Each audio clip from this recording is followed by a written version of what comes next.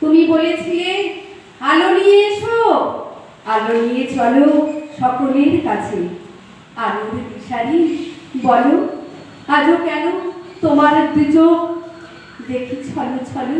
তুমি বলেছিলে টাকাতে কিছুই হয় না, নামেও না যশেও না, ভালোবাসাতে হয়। তুমি বলেছিলে সত্যের জয় হবেই হবে, আজ হোক কিংবা কাল। তুমি বলেছিলে তোমরা সবাই পড়েছ পিতৃদেব ভব মাতৃদেব ভব, আমি বলি দরিদ্র দেব ভব মূর্খ দেব ভব।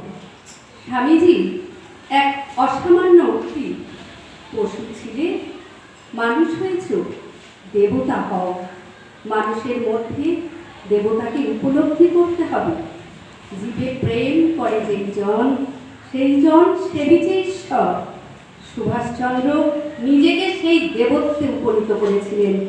তার জীবন আজও আমাদের কাছে আশার আলো দেখায়। হে বিজয়ী বীর নবজীবনের প্রাতে, নবীন আশার খড়গ তোমার হাতে। জীর্ণ আবেশ কাটো শুকটির খাতে, বন্দন হোক ক্ষয়। প্রভাত সূর্য এসেছে রুদ্র সাজে, দুঃখের পথে তোমার তুর্য বাজে। অরুণ বন্যী জ্বালাও চিত্ত মাঝে, মৃত্যুর হোক লয়।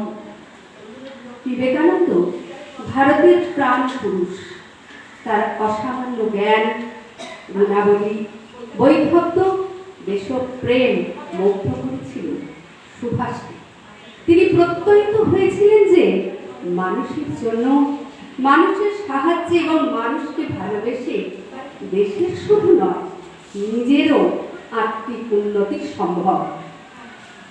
বিবেকানন্দ ছিলেন সঙ্গীত বিদ্যায় পারদর্শী। তার পরিবেশনায় সঙ্গীত ভাবমুগ্ধ করেছিল গুরু রামকৃষ্ণকেও। আর তার ভাবশিষ্য সুভাষচন্দ্র অনুপ্রাণিত হয়েছিলেন। অতীন্দ্রিয় ভাবনা তার মধ্যে সঞ্চারিত হলেন।